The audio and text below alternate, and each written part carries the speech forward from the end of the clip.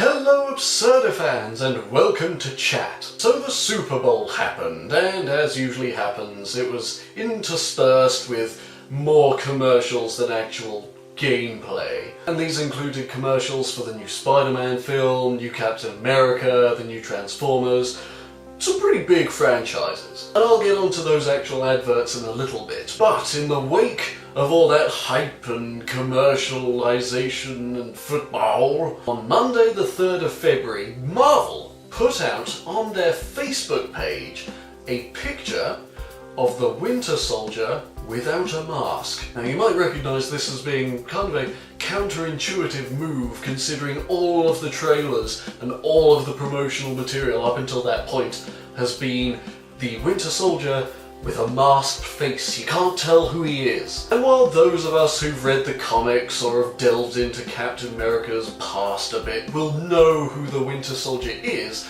this strikes me as kind of a huge spoiler for the film, for one of the main points of the film. I mean, the Winter Soldier is in the title. He's an integral part of the movie, and a lot of that was going to be, holy crap, who is this super badass that we've been showing off in our trailers, catching Cap's shield and generally being his equal but evil. And so I'm about to spoil that for you, because if Marvel can't be asked to keep their characters and their plot a secret, then I certainly can't, but I'm at least going to give you a bit more warning than they do.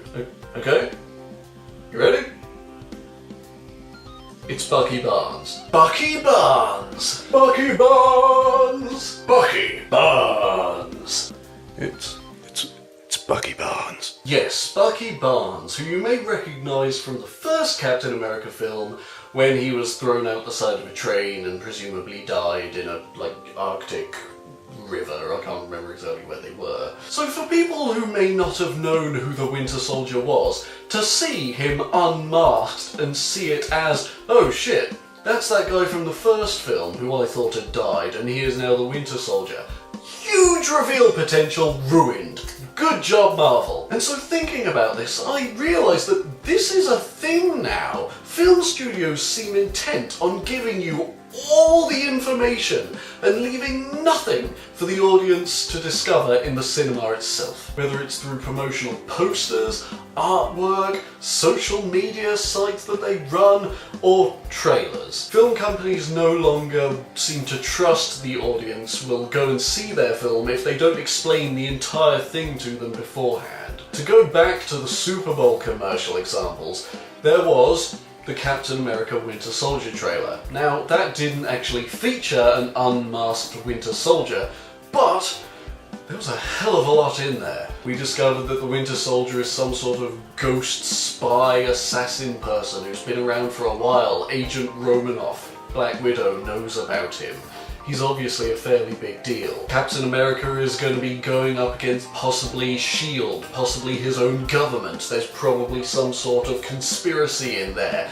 It's all pretty open. But that one wasn't too bad. I guess there are some kind of curveballs that Marvel could still throw at us. But as far as the Captain America movie is going, it's probably going to be pretty straightforward. To look at another one, the Amazing Spider-Man 2 trailer was out at the Super Bowl, and they dropped several bombs that I just think is utterly stupid. Now, it's a bit unfair to say that this particular trailer for the Amazing Spider-Man 2 dropped all the bombs, because they've been dropping these bombs loads. Like, all of this information has been out there for quite a while, but still, it's wasted potential. We see pretty much exactly how Electro is born. I mean, why do we need to see that when we know he's in the film, he's one of the big billed villains of that film, and we're going to find out how he becomes Electro, and find out why he's evil. But no, they decided to tell us exactly all of that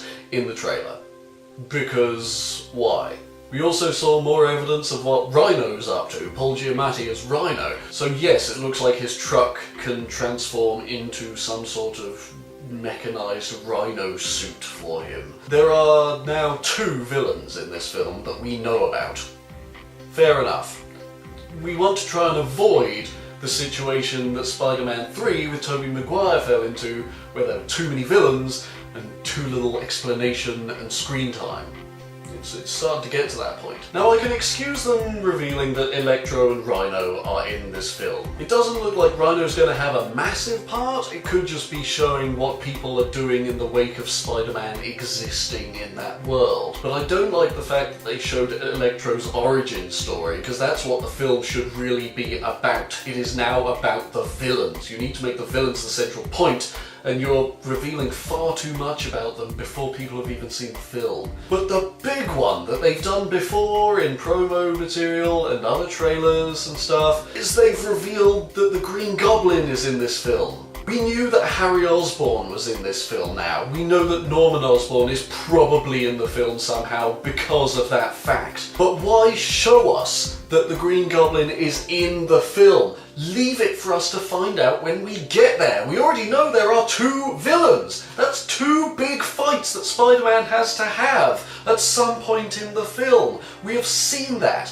Why do you need to show us this third one that should have been a big holy shit, what the fuck moment? And it's a worrying trend in modern cinema. Trailers are the biggest culprit of this. Trailers today seem to reveal pretty much the entire movie, and you can know exactly what's going to go on before you even see it, leaving very little room for surprises. Now, I'm not saying that every film does this. There are some films that are genuinely surprising, that just go, what? And I commend the studios who don't let too much go, who don't reveal too much, and get you just intrigued enough to go, what's that? I want to know more about that. And they don't tell you. That is the secret of advertising. A trailer is not supposed to be a condensed version of the film that just cuts out the last half hour. And you can tell how prevalent this problem is by the fact that we are now getting trailers for trailers. We've all seen them. They're the little teaser trailers. They're about 30 seconds long, 15 seconds long, 20 seconds long. With social media now at the forefront of everyone's minds, the studios can put these things out beforehand with a date at the end showing when the actual trailer's going to be out. The idea of a trailer is to get you excited for the film. You shouldn't need another trailer to build up the trailer.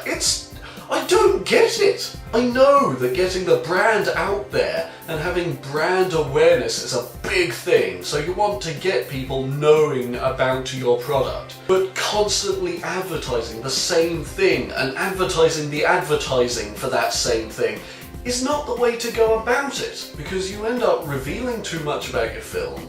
You end up putting spoilers up that should never have been out before the film to at least give the audience some sense of gratification for coming to the cinema. Because God knows the film studios need people to actually get in the cinema. Intrigue us. Make us wonder. Make us question. Make us want more. Don't explain everything for the sake of clarity. Sometimes it's fine for the waters to be a little blurry. But that's just what I think. I'm personally sick of trailers that tell me everything I'll need to know about a film and leave me very little to know when I go and see the cinema. I feel unfulfilled. I feel like I've just sat and watched the boring bits in between the action now. But what do you guys think? Can you think of any more examples of this? I know Star Wars Episode 1, to use another example, gave a massive spoiler in the fact that the dual-ended lightsaber shouldn't have been revealed beforehand. Can you imagine how many minds that would have blown? Forgetting the fact that the rest of the film was pretty much garbage, the first Star Wars film in 30 odd years, and suddenly this guy brings out a lightsaber and then it has another lightsaber. Can you imagine? But yes, let me know what you guys think. Can you think of any more examples? Are you okay with this new marketing trend? Why? Explain. Get down in the comments, let me know what you think. I'm really interested to hear what you guys say. But for now, I'm going to call it there. I've been Rich Perry, and this is Chat. See you guys around.